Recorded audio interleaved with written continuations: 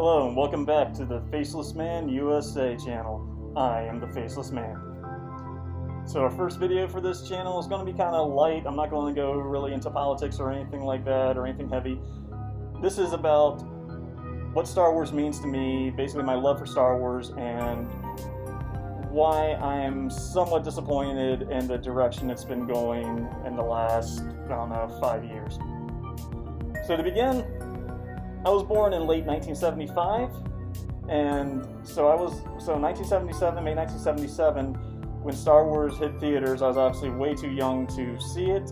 I did not go to a theater to see it until its re-release in '78, and as a little, 2.5-year-old kid, I was promptly kicked out before the scene ever got off of the Rebel ship. I was sitting there asking my mom what was going on and why it's dark in the theater and stuff, and she told me to, quiet down, you gotta be quiet in the movies, and I sat there, and though I heard those words, I understood those words, my little 2-year-old lack of self-control could not keep talking and asking questions, so the movie theater employees promptly kicked me and my mom out while my dad and my brother stayed and watched the rest of the movie. I clearly wasn't too upset about this. We just went home because we lived across the street from the theater at the time. But I would not end up seeing the original Star Wars until 1982 when it came on HBO, which was awesome anyways. I was a lot older and could understand it. So my first real Star Wars movie would later be The Empire Strikes Back when that came in theaters, but more on that in a second. Regardless, as a kid, I noticed Star Wars already everywhere. I noticed we had a poster of C-3PO and R2-D2 with a background of the Jawa Sandcrawler and a bunch of line of Jawas going up to it. We had the poster of Darth Vader and Obi-Wan fighting in front of the Millennium Falcon in the background. So I knew Star Wars was a big cultural thing, even though I don't think I understood the whole idea of culture, but I knew it was new. I knew it was recent, I knew it was big. Anyway, and we had Star Wars toys. I think my dad got us a couple, what was then lightsabers, which were basically white tubes attached to flashlights with little pieces of blue or red cellophane on the end of the flashlight. I remember that. I remember having the toys and the action figures, and every time we'd go outside, everyone would go at the playground and with their figures, and we'd play Star Wars. So later on, I get to see my first Star Wars movie in the theater, and that's The Empire Strikes Back. And the fun thing is, we actually saw that twice that weekend. This was after my parents had divorced. My dad picked us up on a Friday for us to spend time with him that weekend, and we went and saw the movie immediately there. And my brother and I absolutely loved it. Well, Sunday, when Dad dropped us off with Mom, first thing we did when we got in the car, Mom, can we go see The Empire Strikes Back? And she took us to Empire Strikes Back, so we saw it twice in the same weekend, and I loved everything about it. We got every Christmas and birthday were Star Wars toys under the tree or by the birthday cake or whatever. Started reading the comic books when they were the Marvel comics. Anytime we go to 7-Eleven, they used to have a huge comic section in there, and so we picked those out along with whatever Spider-Man or Green Lantern or whatever the hell we were into at the time, but we always had Star Wars stuff. It was freaking everywhere in the early 80s. I mean, you could not go anywhere without seeing Star Wars. It really was a cultural phenomenon. I don't think I need to tell you that's been beaten to death all over any kind of commentary about the time. So, second grade, late 1982, maybe early 83, I'm not 100% sure anymore. The original Star Wars movie aired on HBO, which I absolutely loved. I wasn't sure if I would like it after seeing Empire Strikes Back, because, in the little kid's mind, the sequel is always going to be better than the one that came before it. Well, that wasn't the case. Matter of fact, that watching that movie made me dig in the toy box and pull out our Death Star play set for our action figures and start playing with that a lot. And after that, a few months later, Return of the Jedi came out in theaters, and that was like the culmination of everything I built up to. I actually could look forward to that movie. I knew it was coming out. Like, even shortly after seeing that movie, seeing The Empire Strikes Back in theaters, I remember my dad telling me at some point that there was another Star Wars movie coming out called Revenge of the Jedi.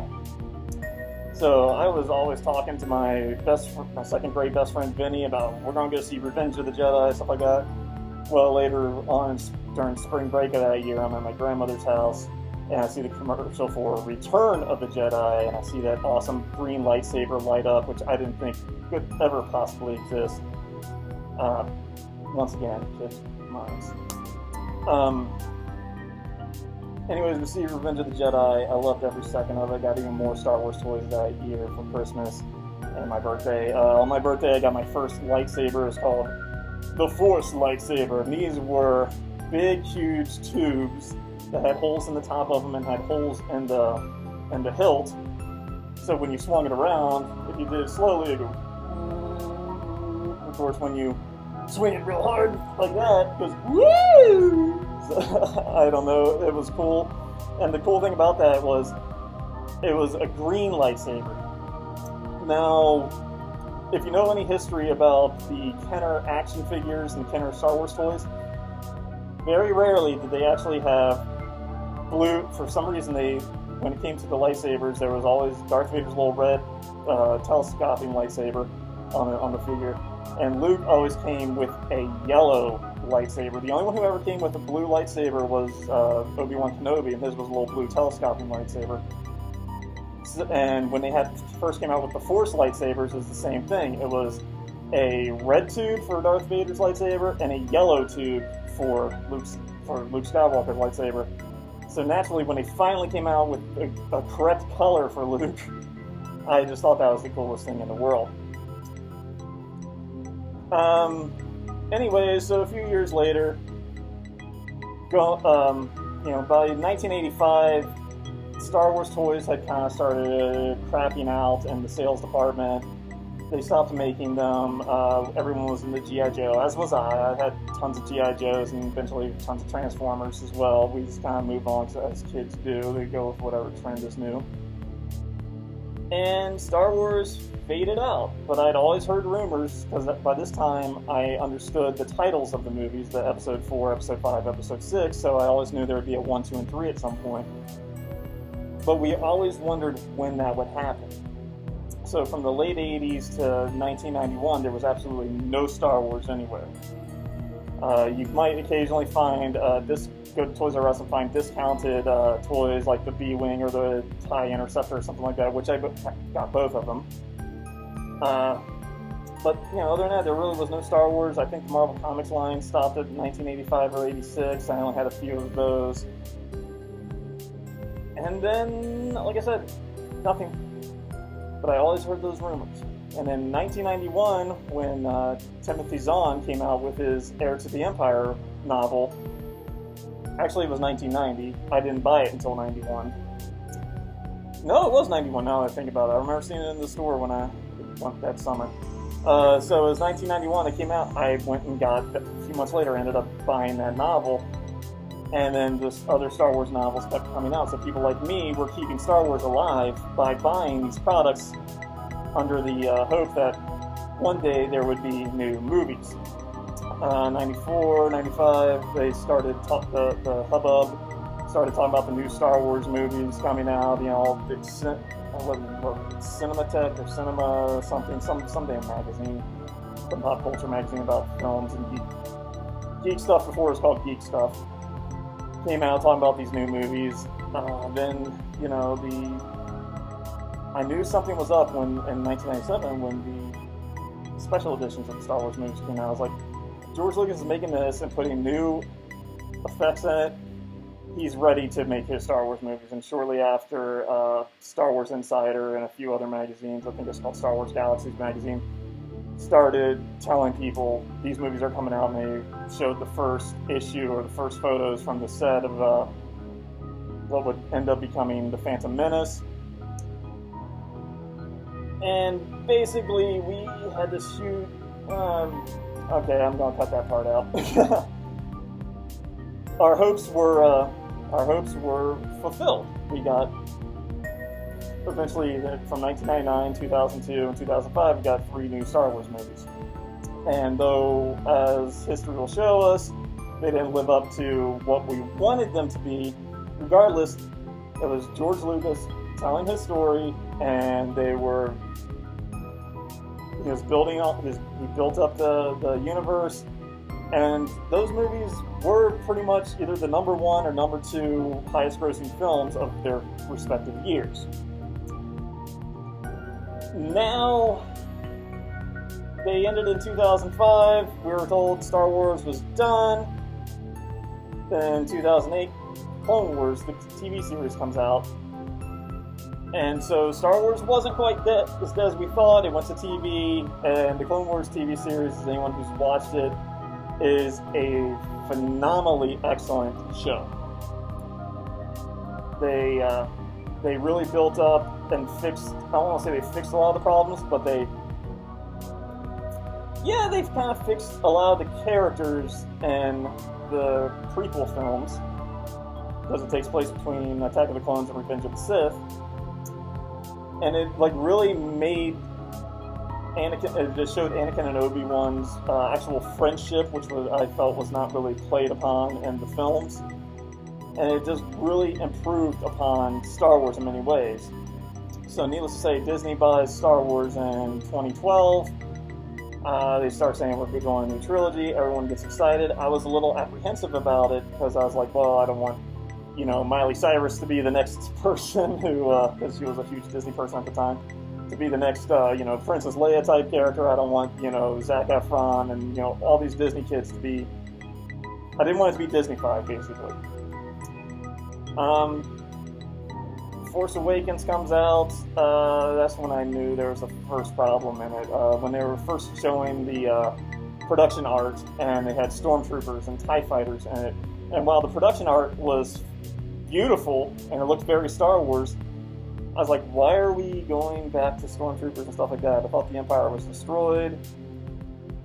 Yada yada yada, don't need to talk about I can't say anything that hasn't been said 100 times on Geeks and Gamers or Comic Artist Pro or World Class Bullshitters. We know what ended up happening with the new trilogy. Now, I will say this, as for the standalone films, Rogue One is excellent. I absolutely love that movie. I loved it the first time I saw it. The second time I saw it, I was kind of in a bad mindset, so I was like, maybe it's not as good as I thought. I since have gotten the DVD for, my wife got it for my birthday or something like that, or maybe it might have been Christmas. And I've watched the Blu-ray of Rogue One several times. I've watched it on Netflix several times. I can keep watching that movie. That was an excellent film. But the direction of the sequel trilogy, what they did to Han, Luke, and Leia is absolutely disgraceful. I don't know if this is a cultural thing where it's like, hey, let's just destroy everyone's childhood heroes. I don't know if it's a demoralization thing or what, but making Han into a deadbeat dad who abandons his family, making Luke into a loser who abandons his family after he makes a mistake in training his own nephew and tries to murder him. Oh, by the way, I just want to make a point. That scene in The Last Jedi where Luke is standing over Kylo Ren looking into his mind, dude, that is a pure pedophile sneaking into my nephew's room to molest him sequence. I mean, he is literally going into his sleeping nephew's room and violating him, thus by violating his mind. That is completely out of character for Luke Skywalker, man. I mean, it's disgraceful that Lucasfilm allowed that scene to even be put in there. So I'm not really happy with the way this new trilogy is going. I'm not excited to see The Rise of Skywalker. I mean, I will eventually see it. I'm definitely not seeing it opening weekend. I'm not giving Disney my money because I don't want to, give them any kind of positive reinforcement for what they've allowed to happen, much less with the way they allow their Lucasfilm employees to insult people, insult fans, insult the critics and stuff like that. I'm not excited about it. I am, on the other hand, very excited about The Mandalorian. because it has Dave Filoni, who, by all accounts, is George Lucas's actual apprentice, knows more about Star Wars than probably anyone who's not named George Lucas. He might even know more about it than Katie Lucas, which is George Lucas's daughter. And by the way, she was a writer on some of my favorite episodes of the Clone Wars, especially the ones with Darth Maul. Yeah, but I am excited about the Mandalorian. Dave Filoni is going to be directing several episodes. I'm pretty sure he's co-producing it. You're gonna have to look that up. Don't quote me on that. And Jon Favreau, the guy who started the entire Marvel Comics universe, cinema universe, I trust him to make a good show, man. I mean, he played a Mandalorian character in the Clone Wars. He played Pre Vizsla, the head of crap. This is sad. I can't think of the name of the Mandalorian group. Sorry, I'll write it down somewhere. Anyways, he played that character, and he decided to approach him about doing a Mandalorian show. And I've seen the leaked footage from Star Wars Celebration this year, and it looks phenomenal. I have complete and absolute trust in him on this so far. I'm not saying he can't let me down, but right now everything looks good. So anyways, tell me what you think. Please hit that subscribe button down there. Please share the video, as that gets us, that would help this channel grow. And please, if you like what you hear, please go on my Patreon and become a patron. That's going to help the channel grow. That's going to give us better backdrops, better camera equipment, better microphones, because I'm only using right now my laptop microphone. I hope to see you guys very soon with another video. I don't know at this point how often I'm going to be doing videos. I want to be doing them weekly and hopefully one day daily. Anyways, subscribe, Patreon. If you have any questions, say so in the comments. If you have any questions about me or my channel, please say so in the comments and I'll address them on a future video. Thank you very much for watching Faceless Man USA. I am the Faceless Man, and I'll see you next time. Bye.